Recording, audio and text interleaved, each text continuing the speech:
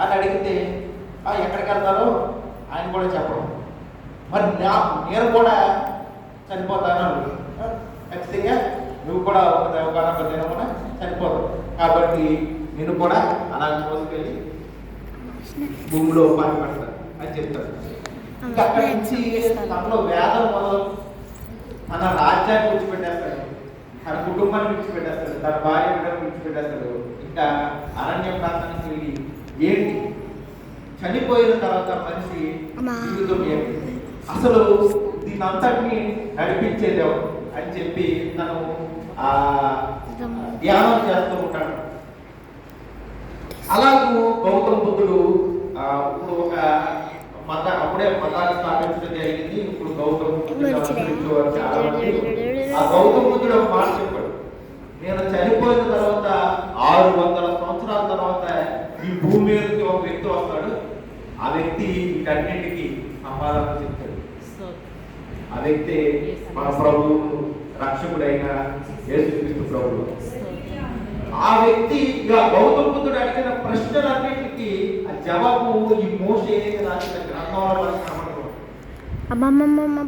గౌతమ బుద్ధుడు ఈ లోకంలో ఒక దేవుడిగా పూజిస్తున్న గౌతమ బుద్ధుడు అడిగిన ప్రశ్నలన్నింటికి సమాధానం దైవజనుడైన క్రీస్తు పూర్వమే ఈ యొక్క ఆ సమాధానాలు మనకు తెలుస్తూ ఉంటుంది. తరతరముల నుండి మాకు నివాస స్థలము నీవే.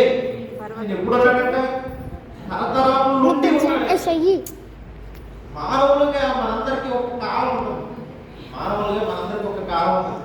ఆ కాలంలో ఇచ్చిన కాలం బట్టి గడిచిన కాలాన్ని మనం తీసుకురావాలి. జరగబోయే కాలంలో ఏముందో మనకు తెలియదు. కానీ దేవుడికి కాలంతో సంబంధం లేదు. ఆయన కాలం మనకి కాలం చాలా విలువైనది, ఆయనకి కాలం విలువలేదు. ఎందుకంటే కాలం కంటే విలువైన వాడు, కాలం కంటే విలువైన వాడు కనుక ఆయన కాలంతో పని లేదు. ఆయన భూత కాలంలో ఉండగలరు, భవిష్యత్ కాలంలో ఉండగలరు, వర్తమానంలో కూడా ఉండగలరు. తరతరము నుండి ఆయనకు కాలంతో పని లేదు కనుక ఏ కాలం అయినా తరతరముల నుండి ఆయన ఉన్నవాడు. ఇందాక నేను పాలకు నుంచి వస్తూ ఉంటే ఈ వ్యాపారానికి ముందు ఒక చిన్న 8th క్లాస్ కుర్రోడు లిఫ్ట్ అడిగాడు. బండి తీసుకుని వస్తూ నువ్వు చర్చికి వెళ్తావా అని అడిగాడు. అన్నాడు. మరి ఎక్కడికి వెళ్తావు అంటే నేను వెళ్ళాను. పూజ చేస్తావా? చేస్తాను. ఎవరో పూజ చేస్తావంటే హనుమంతుడికి చేస్తానని చెప్పాడు. హనుమంతుడు ఎవరు కుమారుడు అంటే శివుడు కుమారుడు అని చెప్పాడు. ఇంకెవరు కుమారుడు అంటే వాయు కుమారుడు. శివుడు కుమారుడా వాయు కుమారుడా అని అడిగాడు. ఇప్పుడు మిమ్మల్ని దేవుడు ఎవరు కుమారుడు అంటే మీరు ఏం చెప్తారు?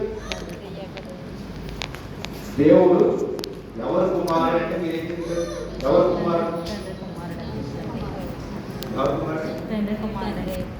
దేవుడు కుమారుడు ఎవరు కుమారుడు? యేసుక్రీస్తు ఎవరు కుమారుడు అన్నట్టు దేవుడే ఎవరు కుమారుడు?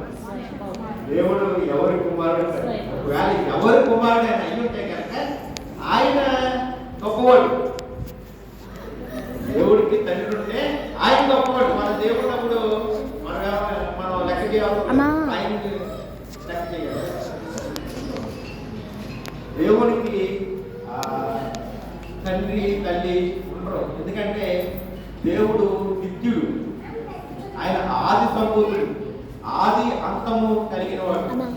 ఆయన పూజించేవాడు కానీ ఆయన పూజించేవారు లేదు.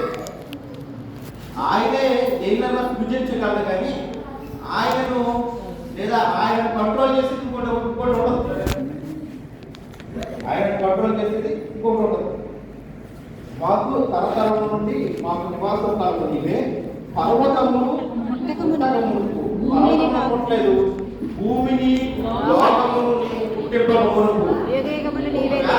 దేవుడి కంటే ముందు ఈ లోకం అంటే కనుక ఎవరు గొప్ప? ఈ భూమే గొప్ప, పర్వతాలే గొప్ప. కానీ పర్వతాలు పుట్టక ముందు ఆయన ఉన్నాడు. ఆ భూమిని లోకమును ఈ పుట్టింపక మునుపు ఎవరు పుట్టించారు? నీ లోకమును ఆయనే పుట్టించాడు కనుక నువ్వు పుట్టింపక మునుపు అప్పుడు ఆయన దేవుడు, ఇప్పుడు ఆయన దేవుడు, రాబో యుగంలో కూడా ఆయనే దేవుడు. నీవు మనుషులను మట్టికి మార్చుకున్నావు. మనుషులను ఏం మార్చుకున్నారంట? ఆయన మట్టికి మార్చుకున్నాడు. ఎక్కడికి తీసాడండి? మట్టి నుంచే తీసాడు కనుక మళ్ళా మట్టికే మారుతున్నాడు. ఆయన మట్టిలో నుంచే మనిషిని రూపించి ఆయనలో ఆ మట్టిలో ఆ రూపంలోకి ఆయన జీవమును ఉంది, ఆ జీవాత్మగా చేశాడు. మళ్ళా ఆ జీవమును మట్టికే మారుస్తూ ఉంటాడు. ఇదంతా ఆయన సార్వభౌమ అధికారం, ఆయన అధికారం గలవాడు. మనం ఈ 4 వచనాల్లో చూసినట్లయితే నరులారా తిరిగి రండి సెలవిస్తున్నాడు. నరులారా తిరిగి రండి అని ఆయన సెలవిస్తుంటే ఎక్కడి నుంచి వచ్చారు ఆయన? నరుడు ఇప్పుడు మట్టి నుంచి బయటకు త్వరగా వచ్చేటట్టే ఆయన ఎక్కడి నుంచి వెళ్తున్నాడు? కుమారుడు ఇక్కడి నుంచి వెళ్తున్నాడు, బయటకు వెళ్తున్నాడు. మళ్ళా త్వరగా వచ్చే అంటున్నాడు. ఆయన బయటకు వెళ్ళి ఏం చేసుకుని మళ్ళా తిరిగి ఎక్కడికే వచ్చేస్తాడు. దేవుడు ఆయన చేతిలో నిన్ను నన్ను తీసుకుని ఆత్మను భూమి మీదకు పంపించాడు. ఆత్మను తల్లి గర్భంలోకి పంపించాడు. ఆత్మ తల్లి గర్భంలో రూపింపబడి ఆ పిండంగా రూపింపబడి శిశువుగా మారి ఈ లోకంలోకి వచ్చి ఈ లోకంలో పెరిగి మరలా ఎక్కడికి ఆయన ఎలా పంపించాడు? ఆదాముడు పంపించాడు మరణమే. ఆదాముడు తయారు చేసినట్టే తెలియదు కదా, కానీ ఆదామును తయారు చేసినట్లే ఆదాము ఈ భూమి తయారు చేశాడు. ఆయన మనందరినీ ఆయన చేతిలో తయారు చేశాడు. ఆయన చేతిలో ఇల్లులను చెక్కుకొని ఆయన ఈ భూమి ఈ తల్లి గర్భంలోనికి పంపించి మళ్ళా తిరిగి నా యొద్దకు రండి అని పిలుస్తున్నాడు. నరులారా తిరిగి రండి అని సెలవిస్తున్నాడు. ఈ దృష్టికి 1000 సంవత్సరములు గతించిన నిన్నటి వలె ఉన్నది.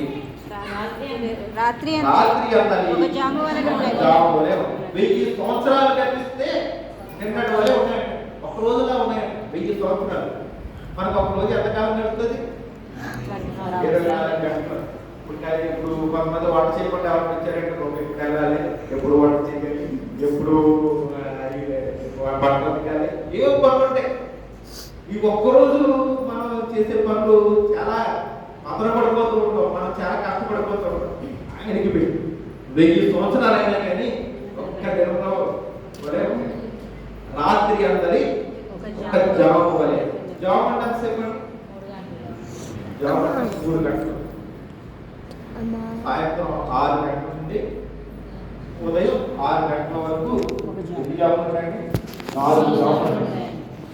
6 గంటల నుండి 9 గంటల వరకు మొదటి జాము, 9 గంటల నుండి 12 గంటల వరకు రెండవ జాము, 12 గంటల నుండి 3 గంటల వరకు మూడవ జాము, 3 గంటల నుండి 6 గంటల వరకు నాలుగవ జాము. ఇదంతా ఆయనకి 1000 సంవత్సరాలు తెలిసించుకొని ఒక జాము వలె 3 గంటలు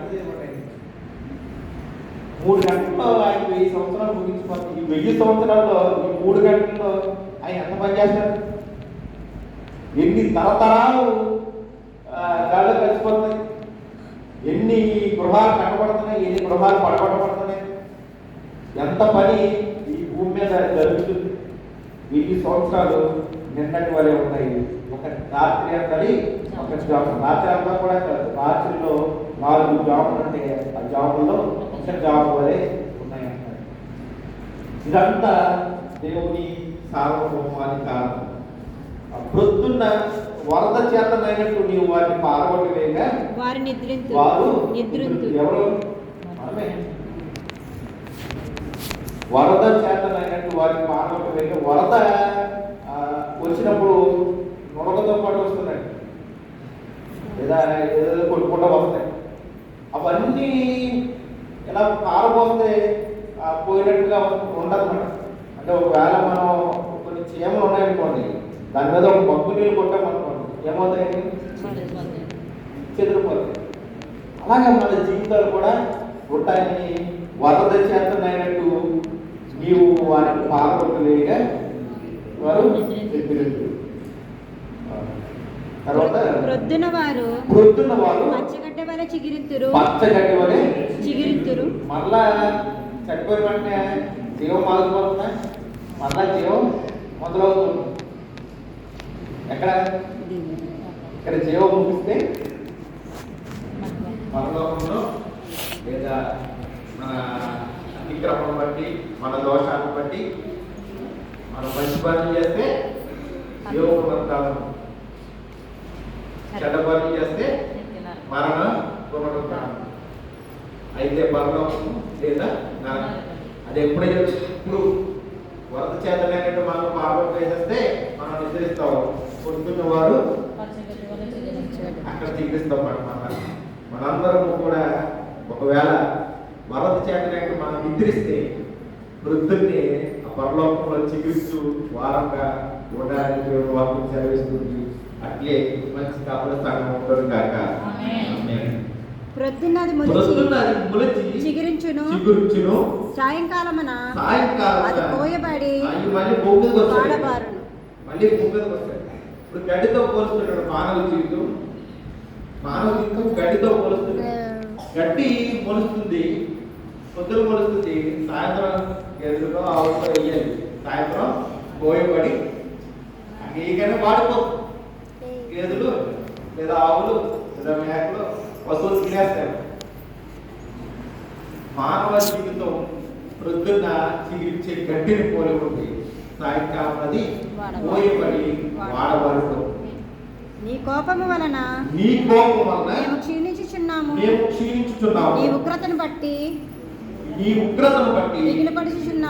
దిగులు పడుచున్నాము. మోషే ఇది బాగా చూశాడండి. ఎంతగా శోధించారు. 20 లక్షల మంది ఈ నాయకుడిని మోషేని ఎంతగా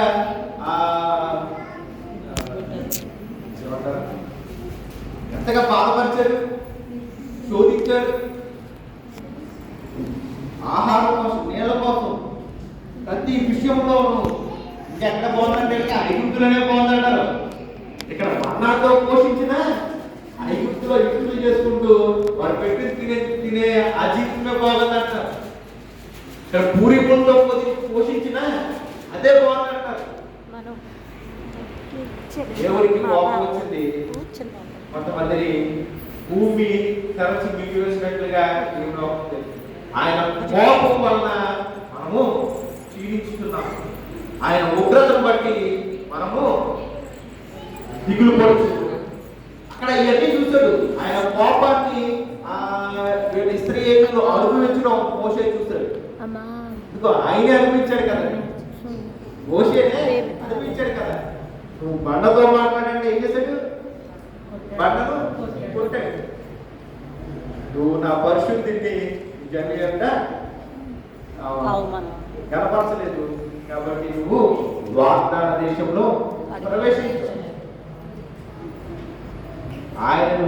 ఆయన మాట విలువైపోతే కనుక మనకు ఇవ్వబోయే వాగ్దాన దేశంలో కూడా, వాగ్దాన దేశం అనే పరలోకంలో కూడా మనము ప్రవేశించాలి. ఆయన మాటను జాగ్రత్తగా వినాలి. ఆయన జాగ్రత్తగా మాట్లాడాడు. ఆ బండతో నువ్వు మాట్లాడు అంటే ఏం చేశాడు? ఫస్ట్ ఒకసారి కొట్టాడు, అప్పుడు నీళ్ళు ఇచ్చాడు దేవుడు. రెండోసారి ఏం చేశాడు? మాట్లాడమన్నాడు. మాట సరిగ్గా వినలేదు. కొట్టుకోమన్నాడు కదా, అదే దృష్టిలో ఉంచుకున్నాడేమో కొట్టేసి మాట సరిగ్గా వినలేదు. కోల్పోయాడు. వాగ్దాన దేశము కోల్పోయాడు. మా దోషములను నీవు నీ ఎదుట ఎంచుకొని ఉన్నావు. నీ ముఖకాంతిలో మా రహస్య పాపములు కనబడుచున్నవి. నీ ఉగ్రతను మన దోషములు ఆయన దగ్గర ఉన్నాయి. కట్టేసేటువంటి ప్రతి దోషాన్ని ఆయన ఉప్పులో రాశాడు. మనం చేసిన ప్రతి పని ఆయన పలానా రోజున పలానా పసనకు మరి పని చేశాడు. పలానా మాట మాట్లాడకుండా మాట్లాడాడు. ఆయన గ్రంథంలో లిఖిత చేస్తాడు. ఒక్కడి అడిగిస్తాడా? అందరికీ కూడా అడిగిస్తాడు. అందరికీ సర్వ మానవాళి పాపములు ఆయన గ్రంథంలో లిఖించబడి ఉంటాయి. ఆయన గ్రంథంలో లిఖించబడిన వాటి ప్రకారం తీర్పు దినాన ఆ చట్టం మొత్తం చేస్తారు. అప్పుడు నీ పక్షం నా పక్షం రాదు. మనం దేవుని నమ్మిన వారమైతే, ప్రభువుని విశ్వసించిన వారమైతే ఒక న్యాయవాదం పెట్టుకుంటాం. ఉత్తరవాది మన పక్కన ఉంటాడు, మధ్యవర్తి మన పక్కన ఉంటాడు. ఎవరైనా మన ప్రభువును రక్షకుడైన యేసుక్రీస్తు ప్రభువు. ఇదిగో ఈ ప్రస్తుతం మనం చేసిన పాపం నిమిత్తం నేను ఆ శిలువలో ఆ మరణాన్ని నేను అనుభవించాను, ఆ గాయాలు పొందాను, ఆ గాయాన్ని నడివేశోషించాడు, తనకు వారిగా నన్ను పెట్టుకున్నాడు. అప్పటికి నా పాపం నేను క్షమించేశాను. ఇదిగో తన అనుభవించవలసిన శిక్ష నేను అనుభవించాను కనుక ఈ శిక్ష పాత్రుడు ఇప్పుడు వేసే శిక్షకు పాత్రుడు కాడు. కాబట్టి ఆ శిక్షను నేనే ముందు అనుభవించాను. కాబట్టి క్షమించి పరలోక రాజ్యంలో స్థానం కల్పించు. అది నీ పక్షమున నా పక్షమున వ్యాజ్యం ఆడడానికి యేసుక్రీస్తు ప్రభు వారు మనకు మధ్యవర్తిగా ఉన్నాడు. ఆయనను విశ్వసించే వారంగా, ఆయన మీద ఆడుకునే వారంగా, ఆయనను గోజాడే వారంగా మనం అందరము ఉండాలి. నీ ఉగ్రతను భరించుచునే నీ ఉగ్రతను భరించుచునే మా దినములన్నీ గడిపితిమి, మా దినములన్నీ గడిపించుని నిట్టూర్పులు విడిచినట్టు మా జీవిత కాలము జరుపుకుందుము. మా ఆయుష్కాలము 75 సంవత్సరములు. ముందు ఈ వచనం చూద్దాం. ఈ ఉగ్రతను భరించుకునే మా దినములన్నీ గడిపిస్తాం. ఆయన ఉగ్రత మన మీద ఉంది, భరించుతూనే నడిపిస్తాం. ఆ ఉగ్రతను మనం భరించకపోతే ఏమవుతుంది? ఆ భరించే శక్తిని ఆయన ఇస్తున్నాడు. ఆయన ఉగ్రతను భరించే శక్తిని ఆయన ఇస్తున్నాడు. ఎందుకు? ఆయన మనం నమ్మాము కనుక, ఆయన మీద మనం ఆడుకున్నాము కనుక అది భరించే శక్తిని దేవుడే ఇస్తున్నాడు. ఈ ఉగ్రతను భరించుకునే మా దినమున నీవు గడిపింది నిట్టూర్పులు పిలిచినట్టు మా జీవిత కాలం జరుపుకుంటాం. కొన్ని విషయాల్లో మనకి ఎంతో నిట్టూర్పులు వచ్చారు. అది జరగకపోతే కనుక మనం చాలా మొదలుపడిపోతూ ఉంటాం, చాలా నిరుత్సాహం పొందుతూ ఉంటాం. అది పొందుతూ ఇండియాతో అనుకుంటేనే 75 సంవత్సరములు అధిక బలమున్న ఎడల 80 సంవత్సరములగును. ఆదాము ఎన్ని సంవత్సరాలు బ్రతికాడండి? మెతుషేల అంతకంటే బ్రతికున్నారా? అన్ని సంవత్సరాలు బ్రతికిన వాళ్ళు మరి ఇక్కడ వచ్చినప్పటికి ఏమైపోయింది? 70 సంవత్సరాలు పడిపోయింది. 100 సంవత్సరాలు 900 సంవత్సరాలు పైబడి బ్రతికిన ఈ మానవ జాతి ఈ ఉగ్రతను భరించుతూ తూర్పులు విడుచుతూ ఎక్కడ పడిపోయి 70 సంవత్సరాలు పడిపోయింది. మానవ ఆయుష్ కాలము 70 సంవత్సరాలు. ఒకవేళ అధిక బలం ఉంటే కనుక 80 సంవత్సరాలు. అయినను వాటి వైభవము ఆయాసమే.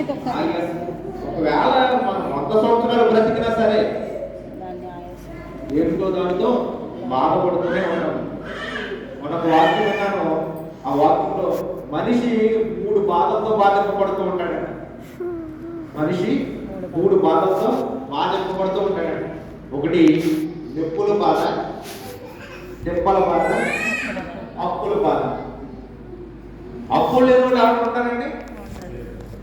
అప్పులు లేని వాళ్ళు ఎవరికి ఏదో ఎంత ధనవంతుడైనా బ్యాంక్ లోన్లైనా ఉంటాయి, ఎంత ధనవంతుడైనా బ్యాంక్ లోన్లైనా ఉంటాయి, లేదా మనలాంటి వాళ్ళు లేదా డాక్టర్ లోన్లు ఉంటాయి, లేదా నాలుగు క్రెడిట్ కార్డు లోన్లు ఉంటాయి.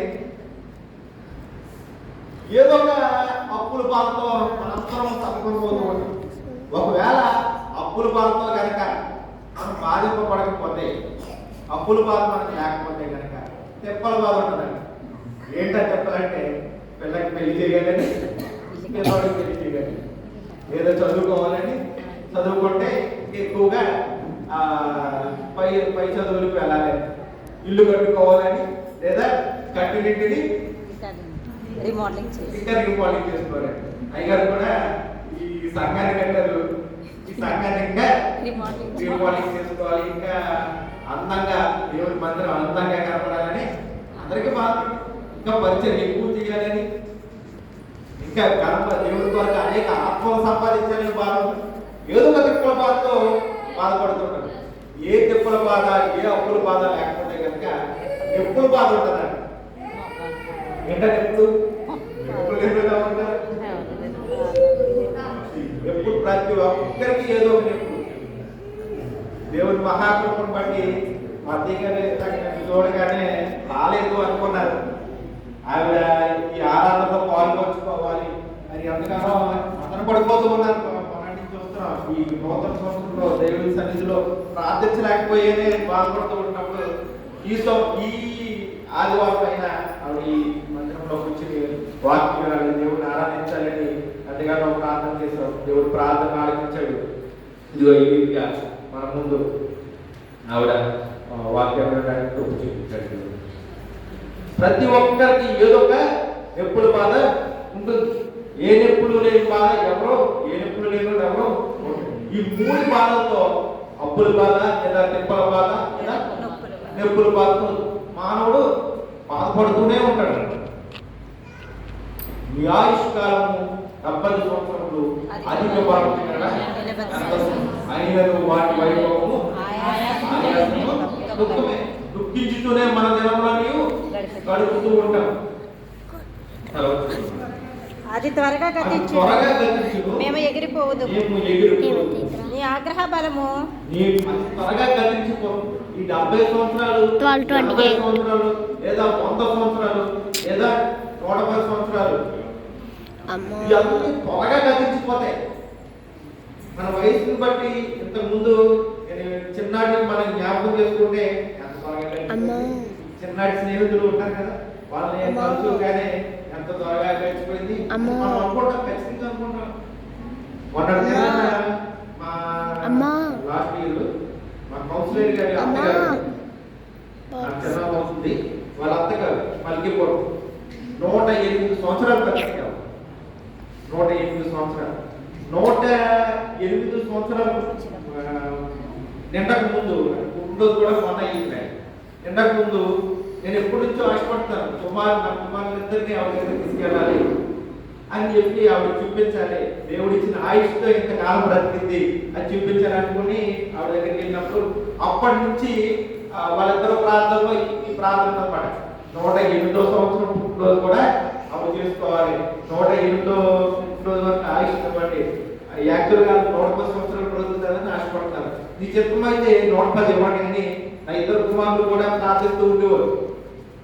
అలాగే 108వ పుట్టినరోజు కూడా మమ్మల్ని అందరినీ పిలిచారు. అక్కడ వెళ్ళడం కూడా జరిగింది. మొన్న డిసెంబర్లోనే ఆవిడ దేవుడి సన్నిధికి వెళ్ళడం జరిగింది. 108 సంవత్సరాలు ఇంకా భయపడిన వారు కూడా ఉన్నారు. నేను ఏజెన్సీ ప్రాంతాలకు వెళ్ళినప్పుడు అక్కడ చెప్పడం అయితే చెప్తున్నారు, కానీ దానికి ఆధారం లేదు.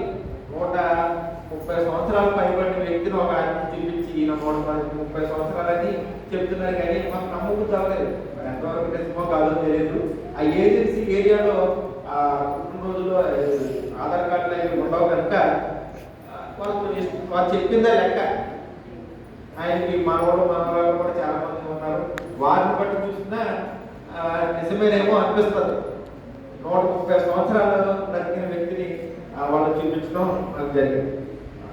ఆయన మన ఆయుష్ 70 సంవత్సరాలు అయినను ఆయాసమే దుఃఖమే. నీ ఆగ్రహ బలము ఎంతో ఎవరికి తెలియను, నీకు చెందవలసిన భయము కొలది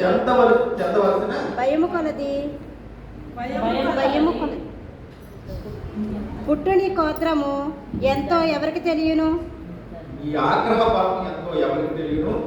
నీకు చెందవలసిన భయం కొలది పుట్టు క్రోధము ఎంతో ఎవరికి తెలియను.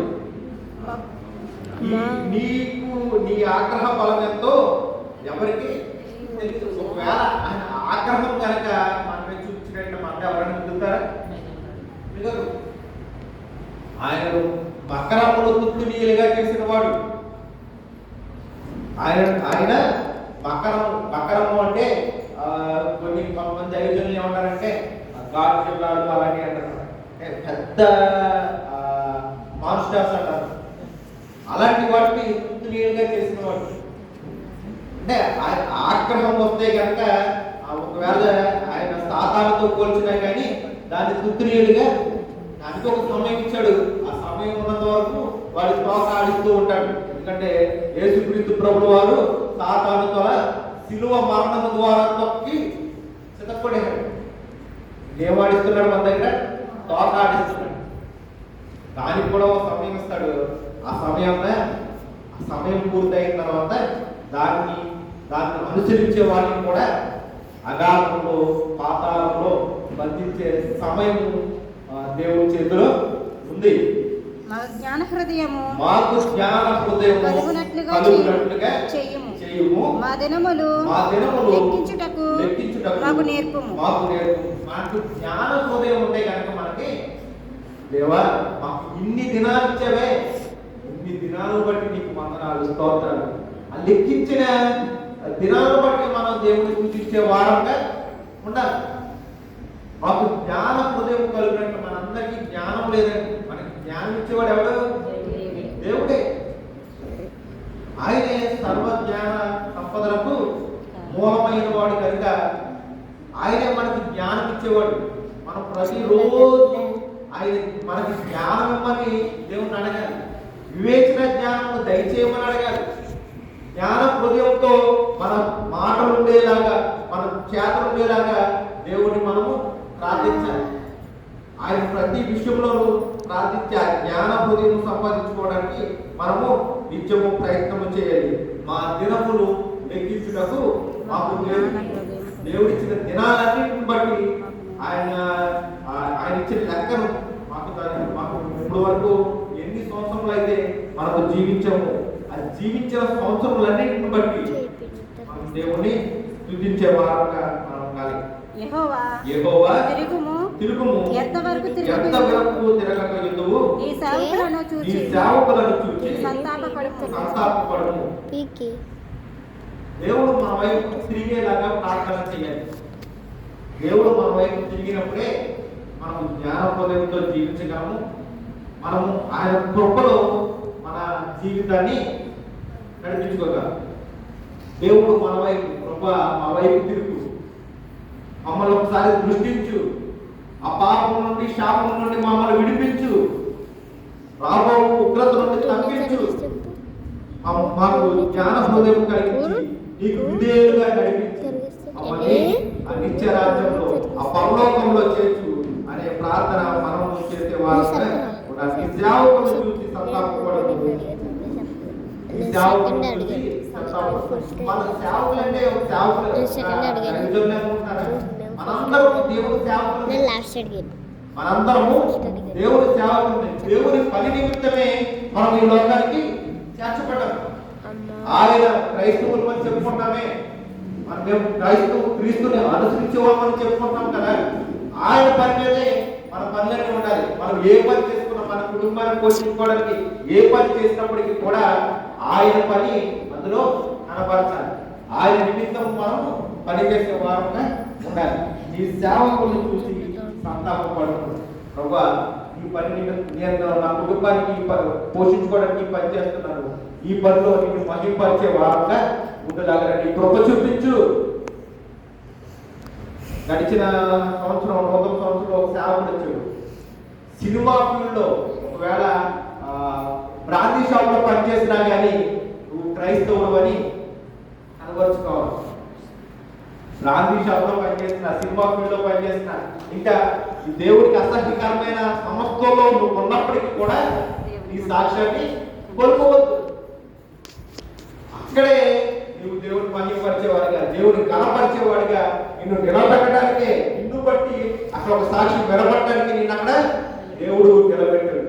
దేవుడు వాడుకోవడానికి నువ్వు ఏ పనైనా చేస్తున్నావు, ఏ పనిలో అన్నా నువ్వు దేవుడిని కనపరిచేవాడిగా ఉండటానికే నిన్ను నీ పనిలో నిపుణుడిగా చేస్తూ ఉన్నాడు దేవుడు. నువ్వు విదేశాలకు వెళ్తున్నావేమో, విదేశాల్లో నీ దేవుడిని కనపరచాలి.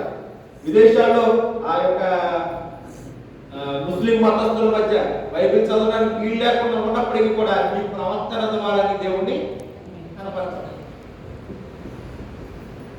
మనం ఎక్కడ ఉన్నప్పటికీ దేవుని మహిమపరిచే వారుగా, దేవుని గణపరిచే వారుగా ఉండులాగా దేవుడు సహాయపడడానికి కలుగును గాక. ఉదయమున నీ కృపతో మమ్మల్ని తృప్తిపరచుము, అప్పుడు మా దినములన్నీ ఉత్సహించి సంతోషించుము.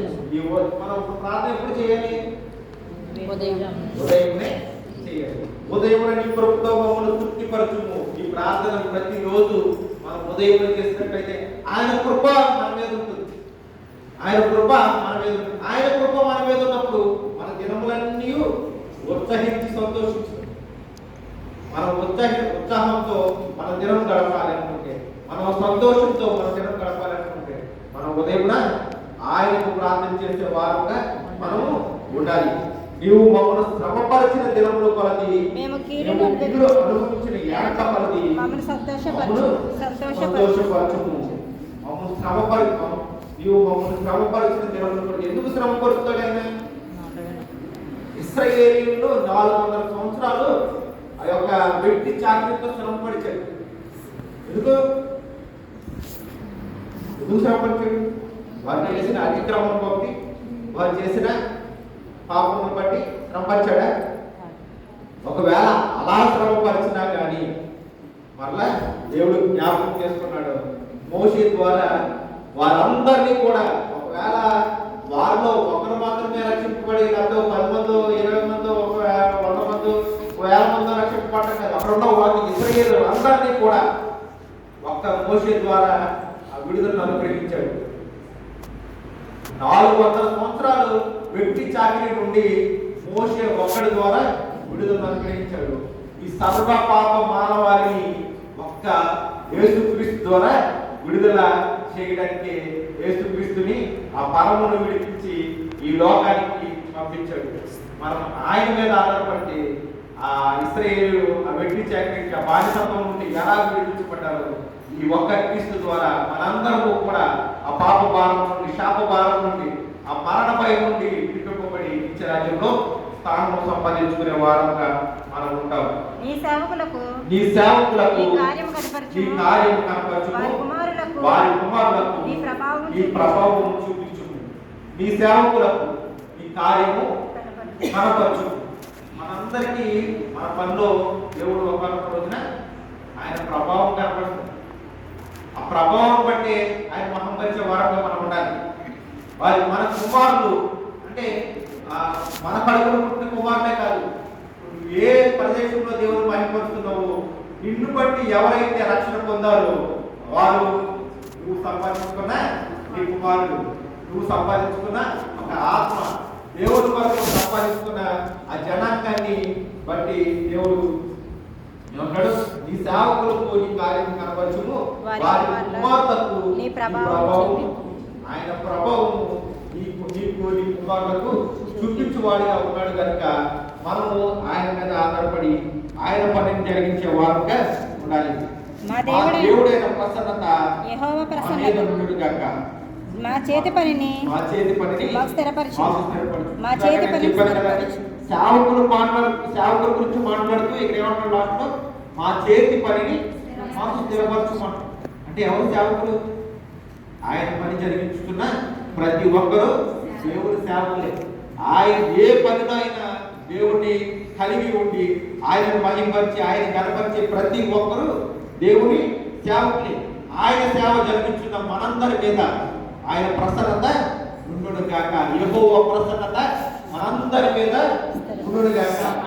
సర్వభౌమాధికారము కలిగిన దేవుడిని ఈ బలహీనుడు, పునఃప్రాయుడు, అల్పుడు అయిన మానవుడు ఈ విజ్ఞాపన చేస్తే ఈ 12 నుండి 17 వచనాలు మన ఈ విజ్ఞాపన చేస్తే ఆయన ప్రసన్నతను మనం అనుభవించగలం. ఆయన సమాధానం మనము పొందుకోగలము. ఆయన సమాధానము, ఆయన ప్రసన్నతను అనుభవించిన నీవు నేను ఆయన ఇచ్చే నిత్య రాజ్యంలో స్థానము సంపాదించుకోగలము. చిన్న ప్రార్థన చేసి నా వాక్యాన్ని ముగిస్తాను. ప్రభా యేసయ్యా నీ వందనాలు, స్తోత్రం. ప్రభా ఇంతసేపు ఈ వాక్యం విన్న ప్రతి బిడ్డను బట్టి వందనాలు, స్తోత్రాలు చేస్తున్నాను. ఈ మైక్ ద్వారా ఎవరైతే ఈ వాక్యం విన్నారో ప్రతి ఒక్కరిని దర్శించండి. వారి పనుల్లో తండ్రి నీరు కనపరిచే వారుగా బిడ్డలు ఉండడానికి సహాయం అనుగ్రహించండి. నీ కృప చూపించండి, కనికరించండి. మా మాటల్లోనూ ప్రవర్తనలోనూ మా నడవడికలోనూ తండ్రి నిన్ను కనపరిచే వారంగా ప్రభా మా నోటి మాటలు హృదయ జ్ఞానములు నీ దృష్టికి అంగీకార యోగ్యంగా ఉంచి మమ్మల్ని అందరినీ నిత్య రాజ్యానికి వారసులు చేసి ఈ కృప చూపించమని వేడుకుంటున్నాం ప్రభా యేసయ్య బలహీనంగా ఉన్న వారిని బట్టి ప్రార్థన చేయించున్నాం. బలహీనతలో తండ్రి బలపరిచు దేవుడు, అనారోగ్యం ఉన్న వారిని తండ్రి ప్రార్థన చేయించున్నాం. ఆరోగ్యం ఇచ్చు దేవుడు, స్వస్థపరచు దేవుడు ప్రభా ఇవిచ్చు స్వస్థతను, ఇవిచ్చు బలమును, ఇవిచ్చు ప్రసన్నతను, ఇవిచ్చు సమాధానము అనుభవించడానికి మమ్మల్ని అందరినీ అర్హుల్ని చేసి మేలు చేసి మహిమ పొందుమని మా ప్రభువును రక్షకుడైన యేసుక్రీస్తు నామమున అడిగి వేడుకుంటున్నాం తండ్రి. ఆమేన్. అందరికీ వందనాలండి. పాస్టర్ గారు ప్రత్యేకం. అలాగే ప్రార్థనలో 2 నిమిషాలు, అలాగే 2 నిమిషాలు ప్రార్థనలో గడిచినప్పుడు దేవుని యొక్క మాటల చేత, దేవుని యొక్క దాసుని చేత మన మాటలో వినిపింపజేశారు కనుక ఆ మాటలను బట్టి మనం చేసిన అతిక్రమ